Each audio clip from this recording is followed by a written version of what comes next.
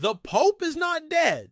Unraveling the conspiracy. Welcome to a world where the lines between reality and conspiracy blur, where whispers echo in the halls of power, and where one of the most significant figures on earth is at the center of a storm of speculation. Today, we dive deep into the unsettling theory that the Pope is not really dead.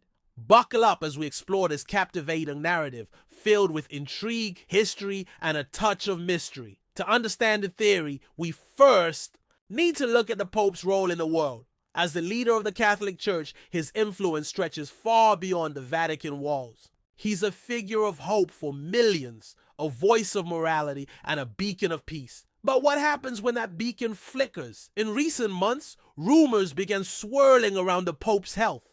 Reports of his declining condition raised eyebrows and sparked conversations around the globe. As news broke of his passing, the internet exploded with a mix of grief and speculation. But was it all as it seemed? It all started with a single tweet. A user claimed to have insider information that the Pope was not dead, but was instead being hidden away for reasons unknown. This tweet ignited a firestorm of theories, each more elaborate than the last. Throughout history, there have been instances where leaders were declared dead only to re-emerge later. Could this be a modern-day version of those tales? It's not hard to see why some might believe that the Pope's death is merely a facade. One of the most puzzling aspects of this theory is the Vatican's response, or rather, the lack of it. Why?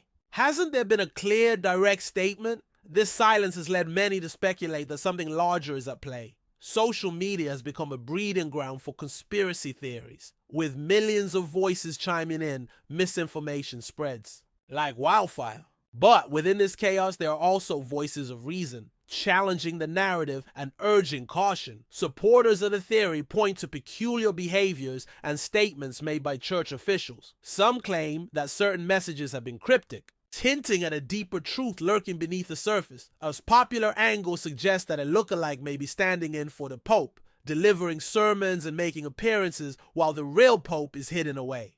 This theory has gained traction, with people analyzing videos and images for discrepancies. It's essential to acknowledge that many experts and insiders argue against these theories. The Pope's death, they say, is a tragic but real event supported by medical reports and eyewitness accounts. In times of loss, people often seek explanations that provide comfort.